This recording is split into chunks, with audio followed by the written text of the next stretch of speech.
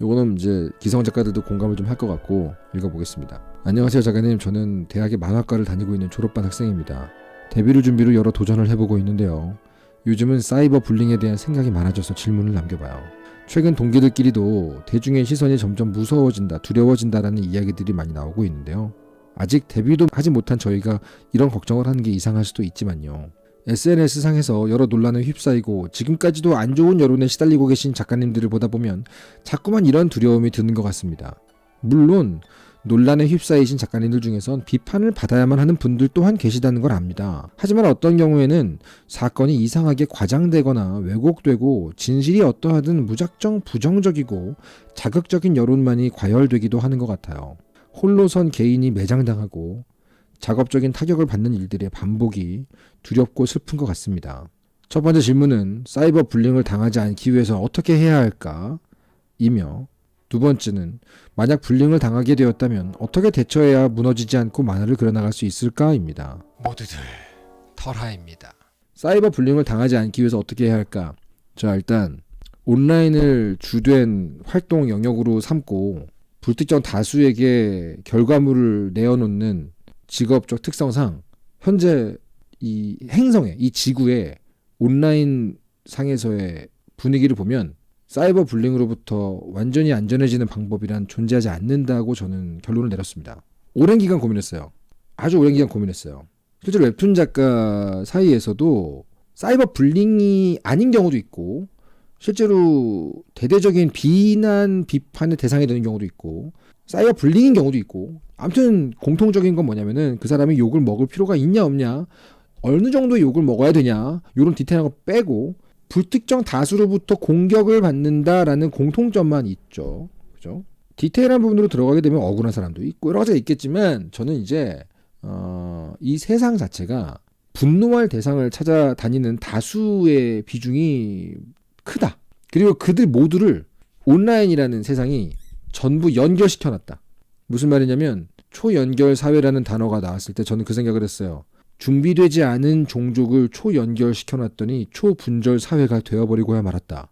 욕할 대상이 탄생했을 때 다 같이 모여 욕을 하는 것으로 자신의 자존감을 채우거나 그 대상이 내가 아니라는 데서 오는 안심함을 느끼거나 아니면 좀 더 저열한 어떤 욕구를 채우거나 딱 그 정도 수준에 머물러 있는 인류를 다 연결시켜버리는 게 온라인이란 말이죠. 저는 그래서 노출되는 직업이 갖고 있는 그 두려움, 사이버 불링이 됐든 다수로부터 욕먹는 상황이 됐든 이거에 대한 것을 완전히 피하는 방법은 노출되지 않는 것밖에 없다는 생각을 했어요. 그러나 노출이 이 직업의 핵심이죠. 많은 작가들은 다양한 방법으로 스스로를 보호하십니다. 큰 돈이 왔다 갔다 하는 연예계에서는 기획사와 소속사라는 시스템을 믿고 소송을 하죠. 웹툰과 웹소설은 그렇지 않습니다. 웹소설의 경우는 필명이라는 개념 뒤에서 본인의 실제 모습을 숨겨놓는 쪽으로 가는 경우가 대부분이지만 그래도 댓글상에서 오는 것들은 아프죠. 웹툰 작가님들도 그래서 요즘은 저같이 이미 망해버린 케이스, 이미 드러나버린 케이스 빼고 대부분의 경우는 실제 얼굴과 실제 모습을 노출하는 것을 두려워하고 계십니다. 많은 기성 작가들은 그래서 독자를 그냥 미워할 준비를 하며 살아가는 슬픈 결론을 내리기도 했어요. 저의 경우는요. 저 스스로 근데 이거 있어요. 한 가지. 다수에게 노출되면서 내가 누군가로부터 욕을 먹을 수 있는 가능성은 생겨버리고 커져가지만 동시에 내 작품으로 삶이 바뀐 사람들도 동시에 늘어납니다. 이 사람들은 내가 필요 이상의 욕을 먹거나 타당치 않은 욕을 먹었을 때 나를 위해 대신 목소리를 내줄 사람이 되기도 해요. 그 두 가지가 동시에 올라가는 것을 많은 사람들이 잘 몰라요. 저만 해도 그랬거든요. 저는 어떻게 살아가냐면 언제든 사과할 준비를 하고 살아가요. 제가 실수를 안 할 거라고 믿고 살아가는 것도 아니고 운 좋게 공격 대상이 되지 않을 거라고 믿고 사는 것도 아니고 언제든 필요한 사과라면 사과를 할 준비를 하고 살아갑니다. 동시에 말이 안 되는 욕을 먹었을 때 나를 위해 대신 목소리를 내줄 독자들도 그만큼 많다는 걸 믿으면서 살고 있어요. 그걸 위해서 작품을 했던 것도 있고 그럼에도 불구하고 사람마다 이건 꼭 말씀드리고 싶습니다. 사람마다 작가마다 노출돼서 벌어질 모든 상황들에 대해서 면역이 없고 남들보다 스트레스를 더 받는 사람들도 있어요. 그런 사람들이 뭐 잘못한 게 아닙니다. 그냥 그런 캐릭터를 뽑은 거지. 그런 것 때문에 자꾸 작가 생활을 못하겠다라고 고민하는 사람들이 늘어난다는 게 되게 슬픈데 그게 웹툰이나 웹소설이라는 요 예술 형식의 일부인 것 같아요. 속상하죠. 좋은 작품을 하는 것만으로 충분하지 않다는 게. 한 끗 차로 지금 믹스드 너츠님 같은 분도 되게 중요한 얘기를 해주시는데 한 끗 차로 저렇게 제가 함부로 저 말을 해버리게 되면 악플은들이 있어 상처받는 건 너의 탓이야 라고 받아들여질까봐. 믹스드 너츠님의 말은 사실 제가 느끼기에는 굉장히 중요한 진리를 담고 있거든요. 제 기준에서 그래요. 많이 공감하고 저는 저런 생각을 하고 살아요. 결국은 그 악플이나 사람들의 어떤 반응이 나에게 무슨 영향을 끼치는지가 중요하다. 그래서 제가 마음 공부를 하고 저 자신에 대해 돌아보고 사과를 할 준비를 하는 것도 그중에 일환입니다. 내가 완벽할 수 없으니까 실수를 하겠지. 그때 그냥 자존심 때문에 그 사람들하고 싸우지 않고 그냥 겸허하게 죄송합니다. 잘못했습니다. 또 더 나은 인간이 돼보겠습니다. 이렇게 얘기할 준비를 하고 사는 것도 그중에 하나인 거고 동시에 그 덕에 제가 저를 더 검열해보고 저에 대해 돌아보고 하게 되는 것도 있고 근데 제가 저 말을 함부로 못하는 이유는 어느 정도 경력을 쌓고 독자들이 생기기 전까지는 어쩔 수 없이 권력 비대칭에 위치하게 돼요. 작가들은. 신인 작가들은 권력 비대칭으로 시작을 해요. 거대한 시장, 수많은 대중 앞에서 굉장히 작은 한 개인이란 말이에요. 거기서 운이 조금 나쁘게 되면 아직 굳은 살이 배기기 전에 제대로 얻어맞을 수가 있어요. 그러면은 그 사랑하는 만화를 그릴 동력 다 잃어버리고 날아가는 거지 뭐. 그런 분들에게 내가 결국 악플은 항상 있어. 공해 같은 거야. 네가 잘 마음 공부를 해야 돼. 너에게 달렸어. 란 말을 함부로 못하는 거예요. 그래서 그것을 지켜주진 못할 망정 적어도 그런 말은 하지 말자 라는 생각을 하는 거죠. 그래가지고 그런 경우 요튼스쿨 오면은 그냥 직접 1대1로 응원 좀 해드리고 도닥여 드리고 하는 겁니다. 제 제자면은 직접 차 한잔 사주고 만나서 얘기 들어주고 힘내게 해주고 생각보다 그 학생이 괜찮은 인간이라는 확신을 주기 위해 열심히 노력을 하는 거죠. 그 외에는 방법이 없어요. 잘. 저는 그래서 댓글을 비롯한 에고 서칭 뭐 이런 것들을 좀 자제해가면서 초기 커리어를 시작해보라고도 권해봐요.